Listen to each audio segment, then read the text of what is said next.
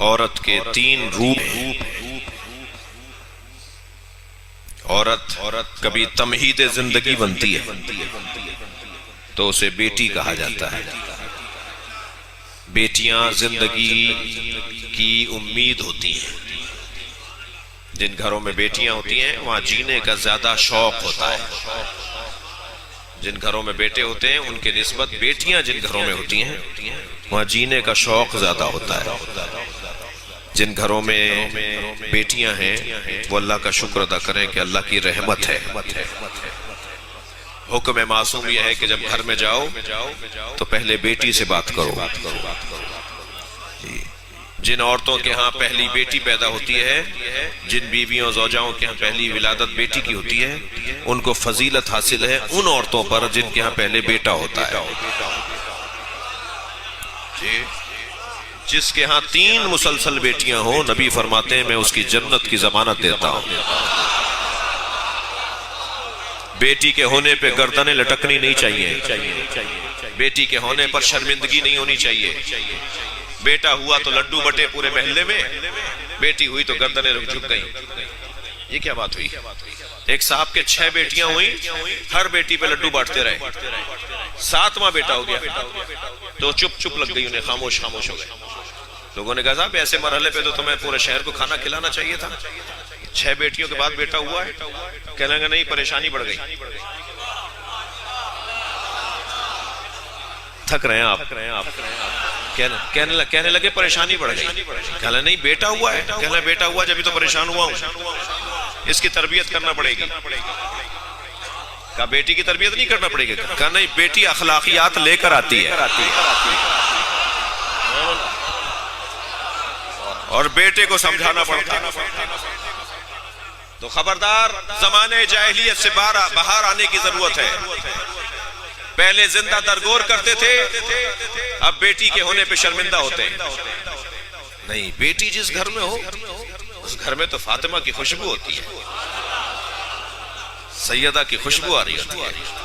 جتنا خوش ہمیں بیٹیوں کے اوپر ہونا چاہیے اتنا بیٹوں پر پریشانیاں ہونی چاہیے.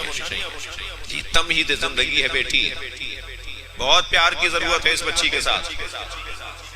بچیوں کا خیال رکھنا، بچیوں کو پڑھانا، بچیوں کے مدرسے کی ضرورت ہے، بچیوں کی تعلیم کی ضرورت ہے.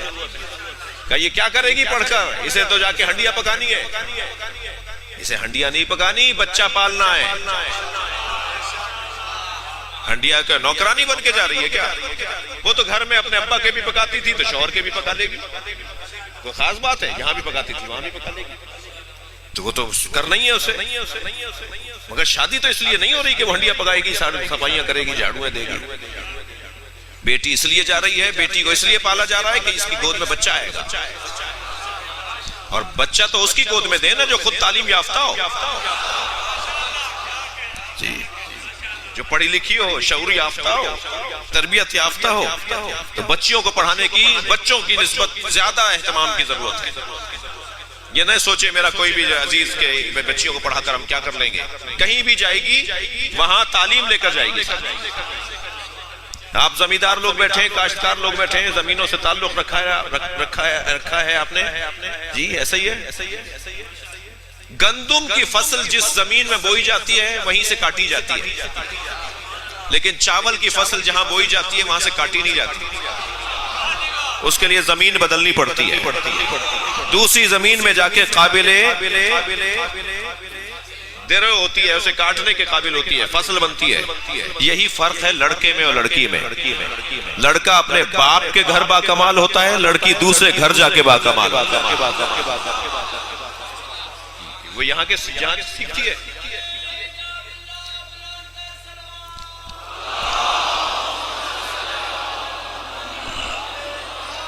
لڑکی اپنے شوہر کے گھر جا کے با کمال ہوتی ہے.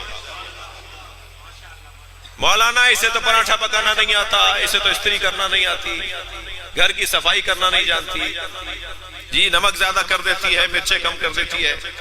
تجربے کار چاہیے تھی تو پھر تو 70 سال کی لاتے آپ. یہ بیچاری 18 سال کی تو نا تجربے کار ہی ہے. آرزو یہ ہے کہ جوان ہو، 18 سال کی ہو، 20 سال کی ہو، تجربے 80 سال کے چاہیے. یہ کیسے ممکن ہے بھائی؟ یہ تو سیکھے گی نا. بچیاں عزیزان گرامی ان کا خاص خیال رکھیں. یہ تمہید زندگی ہے. جو رحمت للعالمین ہو اس پہ اگر کوئی رحمت بنا ہے تو اسے فاطمہ کہا جاتا ہے. تمیز زندگی. پھر یہ روپ بدلتی ہے تو اصل زندگی بنتی ہے. اور اصل زندگی یعنی زوجیت. یہ زوجہ بن جاتی ہے. اور زوجہ بننے کا مطلب تسکین نفس نہیں ہے. وہ تو ہے, وہ تو خود بخود ہے, اس کے لیے تو خاص ضرورت نہیں ہے کسی بات کے کہنے کی. زوجیت کا مقصد تسکین نفس نہیں ہے بلکہ تشکیل سماج, تربیت سماج. یہ جب اصل زندگی میں ڈھلتی ہے تو شوہر کے لیے مددگار بنتی ہے. بیوی کا کام شوہر کو مدد فراہم کرنا اور شوہر کا کام زوجہ کو مدد فراہم کرنا. کون سی مدد؟ کیا ہنڈیا پکانے میں مدد؟ نہیں عزیزو, قربان جائیں جناب زہرا کے نام نامی پر. شادی کے دوسرے روز جب مولا علی سے مولا نبی نے پوچھا یا علی بتاؤ میری بیٹی کو کیسا پایا. ہمارے معاشرے کا کوئی سسر اپنے داماد سے یہ سوال نہیں کرتا کیونکہ ذہنی کہیں اور گیا ہوا ہوتا ہے. لیکن سرکار نے اپنے داماد سے سوال کیا یا علی بتاؤ میری بیٹی کو کیسا پایا.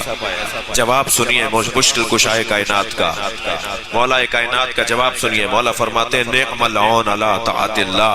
مجھ علی نے زہرا کو اللہ کی اطاعت میں مددگار پایا. جو علی کو مدد کر رہی ہو, جو علی کو مدد فراہم کر رہی ہو. تو میاں بیوی کا رشتہ مدد فراہم کرنا ہے اللہ کی اطاعت میں. شادی سے پہلے یہ نماز جماعت میں پہنچتے تھے, شادی کے بعد ان کی نماز چھوٹ گئی. تو یہ شادی نہیں ہوئی ہے, یہ حیوانیت بڑھی. نماز جمعہ میں برابر پہنچتے تھے, شادی کے بعد نماز جمعہ میں نہیں پہنچ رہے. تو شادی نہیں ہوئی ہے, حیوانیت بڑھ گئی. شادی سے پہلے داڑھی تھی, شادی کے بعد داڑھی صاف. توجہ ہے؟ تو یہ شادی نہیں ہوئی ہے, حیوانیت بڑھی ہے.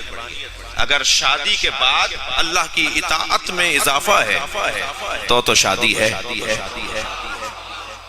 جی مجلس میں نہیں پہنچ رہے, امام بارگاہ نہیں پہنچ رہے, جلوس میں نہیں جا رہے, وہ پرانے کام سارے چھوڑ دیے, ساری نیکیوں کے کام چھوڑ دیے اس لیے کہ شادی ہو گئی ہے. تو پھر تو یہی دعا کرنی چاہیے اللہ کرے کسی کی شادی نہ ہو. توجہ ہے؟ اصل زندگی اللہ کی اطاعت, زوجیت. اور پھر نتیجہ زندگی ہے.